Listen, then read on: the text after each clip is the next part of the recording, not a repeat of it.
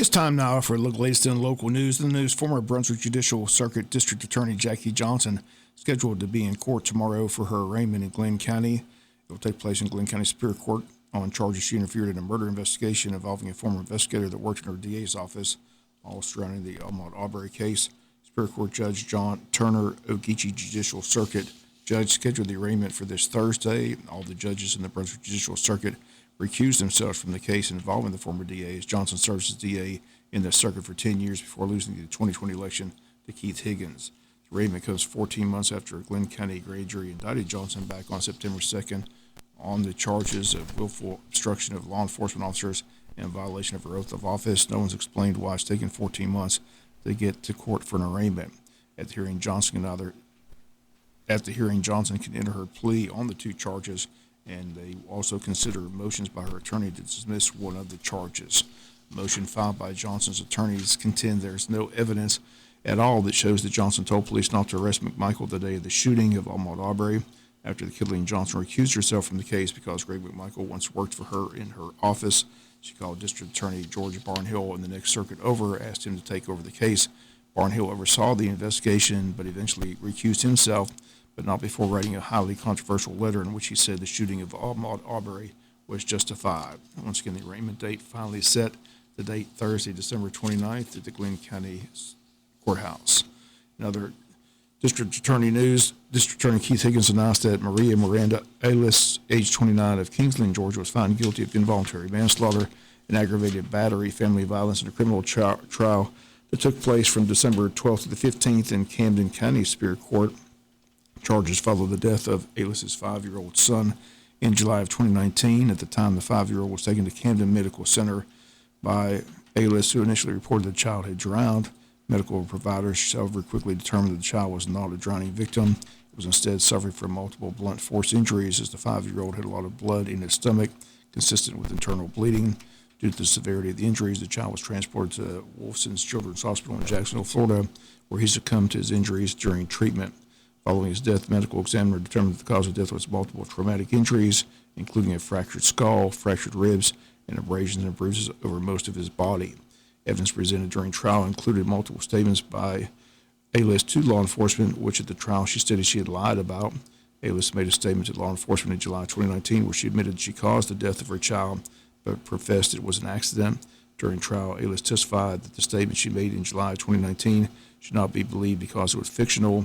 However, the medical examiner testified that the July 2019 statement by Aylis was consistent with the child's cause of death. According to Camden Deputy Chief Assistant DA Robert German, who prosecuted the case at trial, anytime someone dies, it is a tragedy for a family. For a child to die in such a traumatic way at the hands of a parent is especially tragic, and our prayers go out to family members. Jury trial was presided over by Judge Stephen Kelly. Sentencing will be scheduled for sometime in early 2023. Jury also found that she was not guilty of the remaining charges of felony murder, murder in the second degree, cruelty to children in the first degree, and cruelty to children in the second degree. Her co-defendant, Max Meza, 27, also of Kingsland, accepted a negotiated plea of 5 years to serve, 3 to a felony charge of making a false statement. We'll be back with more news after this word from our sponsor, other commercial messages, so please stay tuned. In other news, the Chamber of Commerce once again getting ready for their annual Eggs and Issues breakfast. It's set for January the 5th at Coastal Pines Technical College. The time that morning will be from 8 a.m. to 10 a.m. Our local representatives will be on hand to give a preview of what they expect will take place in Atlanta during the legislative session in 2023. On hand will be State Senator Blake Tillery, along with State Representative Stephen Meeks and our new Representative Buddy DeLoach. Tickets for the event are on sale now, $25 for Chamber members, $35 for non-members. Ticket sales have been going extremely well. Tickets, again, available for purchase. Simply call the Chamber of Commerce 427-2028, or you can stop by in person at the Chamber. Again, Eggs and Issues set for January 5th of 2023. County Commissioners do not meet until January 11th, and that's the first meeting of the year 2023. They'll meet at 6 p.m., and again, they'll meet back at the County Commissioners Meeting Room, no longer meeting in Courtroom C. New council consists of returning commissioners James Booth Thomas and Kevin McCrary, along with newly elected commissioners Tim Hopkins, Mike Gordon, and Jamie Hickox. Once again, the first meeting set for Wednesday, January 11th, due to the holidays, and also Monday, January 9th, being the night of the National Championship football game. So they pushed the meeting to Wednesday, January the 11th, 6 p.m., again, back in the County Commissioners meeting room. Two new school board members take office in January. Tina Mosley and Todd Wise are joined by current members Joe McPipkin, Bruce Harris, and Sharon Daniel. In January, they'll begin pushing and subbing the Wayne County voters on the next East Loss for Education, in which the Wayne County voters will vote on in March of 2023. There will be 3 weeks of early voting, then the vote on March 21st. If passed, it'll raise approximately $30 million for the school system over a 5-year period. Two top priority projects will be a new ROTC building and a new agricultural complex. Once again, the vote set for March of this coming year, 2023. Current East Loss ends in June of 2024. School system emphasizes this is not a new tax, simply a continuation of the 1 cent sales tax already in place here in Wayne County. And the Wayne County registered voters will decide the issue when they head to the voting booth in March.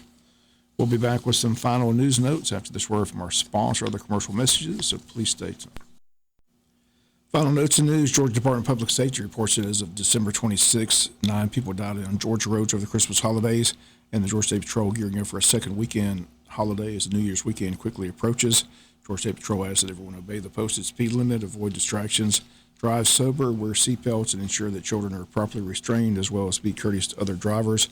AAA estimates that 112.7 million people will travel at least 50 miles or more away from home December 23rd through January the 2nd.